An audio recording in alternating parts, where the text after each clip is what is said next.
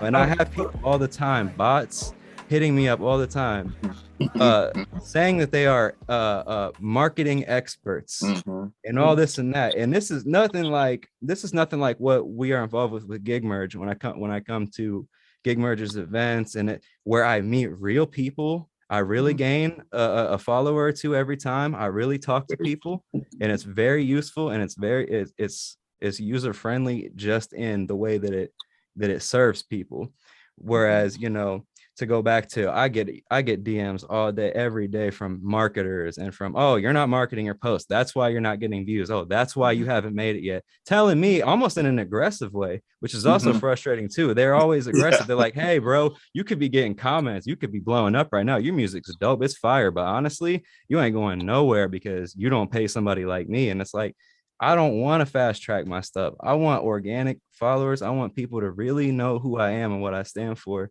And that's just the kind of artist, the kind of person that I am. So I don't necessarily want to just pay people to get my face everywhere, but that's what social media is directing things. I feel like social media is a blessing. Just for me, my whole career, I was like trying to get a record deal. And when it didn't happen, I just didn't know what to do. So, but my soul of like doing music got to the point where I was like, forget it. I said, I'm just going to keep putting out music till it catch on with social media. So if it wasn't for social media, I wouldn't have been this far. I wouldn't even really be talking to you guys. So I feel like as an artist now more than ever, you have so many tools to utilize and make your brand bigger. So you have to promote yourself. You gotta get them ads, because if you're independent, it's 10 times harder. A lot of people don't even understand that. When you're on a label, you got the good and the bad. You get on a label, they might push you, but it's all based on politics. If your songs aren't good, they're gonna throw you.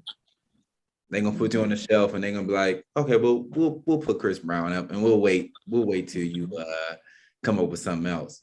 But like, to avoid all of that, it's got to come with the fire. You got to promote yourself. You got to do everything. I got to the point where I got 90,000 followers on Instagram, YouTube 13,000. That's all just social media. So I didn't have a label. So I think that it's just, it's a double-edged sword. It helps you, then it hurts you. It kind of helps with the promotion and everything, but it hurts because it's no mystery no more. I was just kind of venting my frustrations. I honestly do like it more than I don't like it, but I was pointing out things that I wish were better or that didn't happen. It's like, you know what I mean? Like, I want to reach the people that actually want to hear me. Also, I don't just want to reach anybody. And there's only so many targeting tools that they give you. They're like interests and like age and whatever. It's like, that's not really that specific. And like, it's just sometimes I feel like I'm showing my music to the wrong people anyway. So I'm trying to learn that by my own experience, though, not necessarily by all this data. The data helps, but I also want to learn by my own experience. Like, I'm trying to go to performances, open mics, get past that stage of just playing for free. But I'm using this opportunity right now to see how people react to certain songs and what they like, so that I know what my audience likes.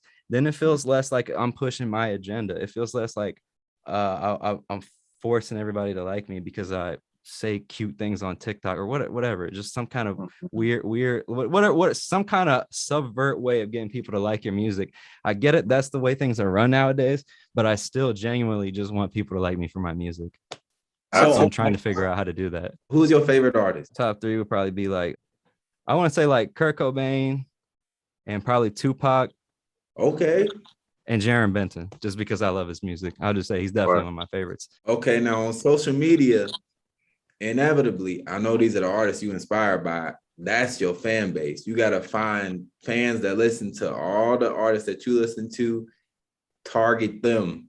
That's your fan base. So when you do music, they gonna like what you like because it's inevitable. That's what I had to learn. I like that idea. Thank you for that. Thank you.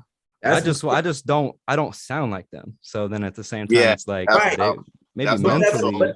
But that's okay, because when you're an artist, like it's inevitable. You're not gonna sound like who your idols are. Like my idol is Michael Jackson. I love Tupac. I love Chris Brown, Drake. I love all of the like real pop and mega stars. But like, awesome.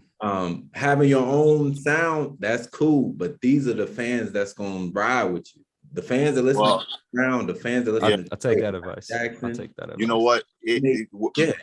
You have it partially right when it comes to number one with the algorithm thing. Yeah. The way I look at social media is a blessing if you understand the algorithm. Yeah. It's a curse if you don't understand the algorithm. It's all about whether you understand the algorithm or not. As far as what he's saying, as far as music that's like you do have to find, even though you may be different, your music should fit in some type of playlist, right? So like when you go on Spotify and you go to Spotify playlists and you listen to different playlists that you like, you know what? My music kind of sounds like it would fit in this playlist. You could submit the Spotify curators and contact them and see if you could get your song on their playlist. You get what I'm saying? Like, not just the genre, but also like the feel of the music. You get what I'm saying? Like Young Thug, Gunna, they make like the same type of music. Even though they're two very different artists, they make the same type of music.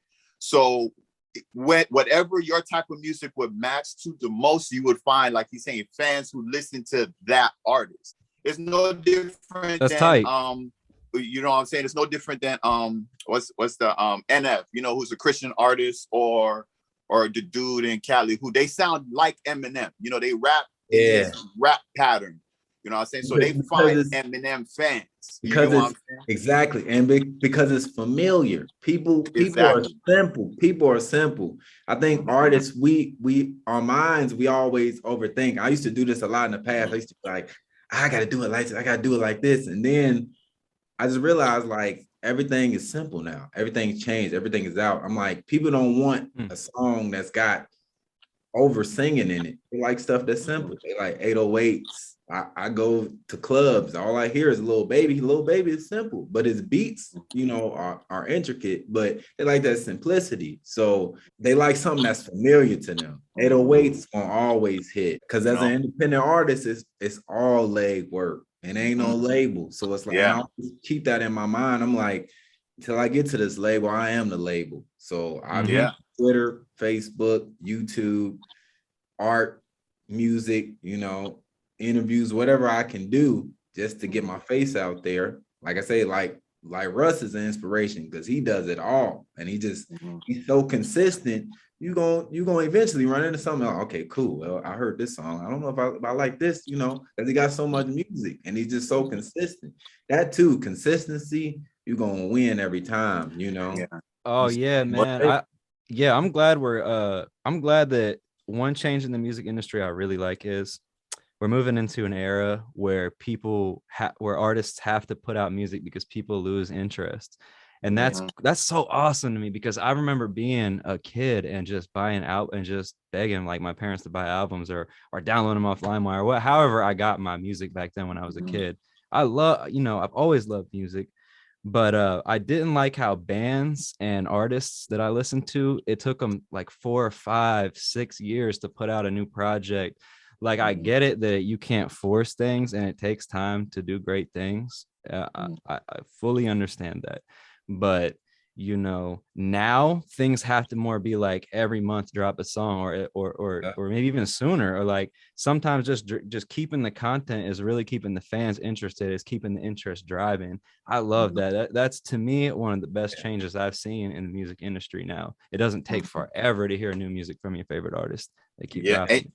And you know what's crazy about that is some artists, they feel like because they can't keep that pace, they kind of like bow out gracefully, right? Or they kind of just go down on themselves. And the thing is, I always viewed it this way. It doesn't necessarily have to be music that you drop every month. You just have to be consistent with content, right? So it could be any content, but you just got to stay consistent with it. It doesn't mean you have to drop, because some people, they like to take their time with their music. Some people, they want to get as close to perfection as possible before dropping anything. You know what I'm saying? I get that. I'm one of those people, you know, but I post every single day.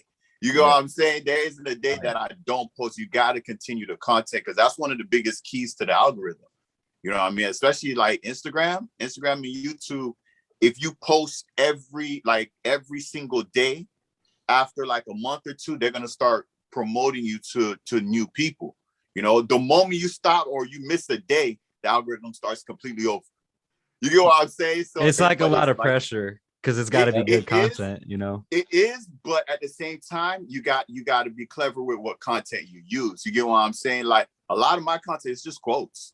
It's just I'll throw a quote on a picture and just post it. You get what I'm saying? Take me like 2 seconds. You get what I'm saying? And also with Instagram, if you have Facebook, there's this thing called Facebook Creator when you could actually schedule out the posts. You could just sit down for like 3 hours, do a bunch of posts and set them up to just automatically post for you. So you don't actually have to physically do it every day yourself. But are there ever any times where you're like tempted to kind of follow kind of what's popular on social media at the time? Like there was a point earlier this year where every song that came out, they tried to make a dance for it.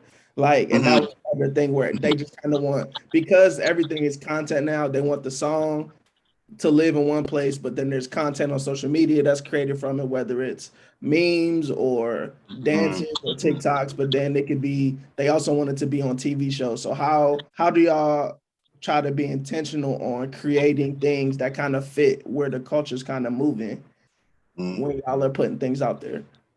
I would say first and foremost, figure out what social media platform works best for you. Right? Because each platform requires different content, right? Instagram, it could just be pictures and little snippets. TikTok, they're going to be looking for dance videos and they're going to be looking for that type of stuff on TikTok. Facebook and Twitter is just words half the time. You get what I'm saying? There's no videos or anything associated. YouTube is all videos, you know? So it's one of those things you got to kind of figure out, okay, which social media platform works the best for the content that I want to drop and that the most people are listening on for my particular music. You know what I mean? Once you figure out that, it's just a matter of just pushing on that. Because you got The Dream, Soulja Boy, Ed Sheeran, who blew up on YouTube. Meanwhile, you got Lil Nas X, who blows up on TikTok. You get Cardi B, who blows up on Instagram. They didn't all blow up in the same place, you know, but they focus on wherever they was at and milk that one in particular.